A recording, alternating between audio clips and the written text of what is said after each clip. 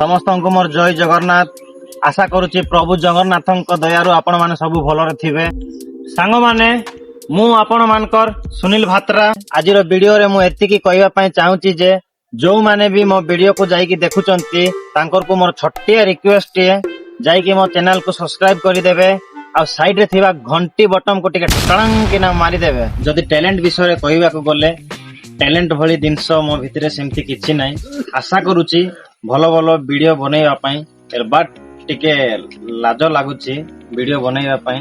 ଚେଷ୍ଟା କରିବି ଆଗକୁ ଭଲ ଭଲ ଭିଡିଓଟା ମୋ ଚ୍ୟାନେଲରେ ପକାଇବା ପାଇଁ। ତେଣୁକରି ତମମାନେ ମତେ ଟିକେ ସପୋର୍ଟ କର, ମୋ ଚ୍ୟାନେଲକୁ ଟିକେ ସବସ୍କ୍ରାଇବ କର। ମୁଁ ମୋର ପରିଚୟ ଦଉଛି ସାଙ୍ଗମାନେ। ମୋର ହଉଛି ରାୟଗଡା ଜିଲ୍ଲା।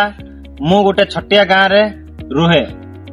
ଆଉ ଏଜୁକେସନ ବିଷୟରେ କହିବାକୁ ଗଲେ ଏଜୁକେସନ କି ଟ୍ୟାଲେଣ୍ଟ ଭଳି ଜିନିଷ ମୋ ପାଖରେ କିଛି ନାହିଁ।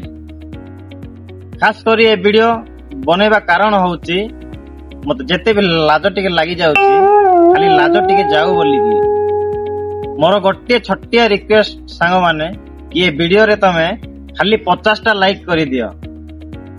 ଭିଉ ଯେତେ ବି ଯାଉ ଲାଇକ୍ ଖାଲି 50ଟା ଟିକେ କର, ଦେଖିବେ ମୁଁ ଆଉ ଭିଡିଓ ବନେଇବାକୁ ଲାଜ ହେବିନି। ଏତିକି ମୋର ଗୋଟେ ଛୋଟିଆ ଅନୁରୋଧ।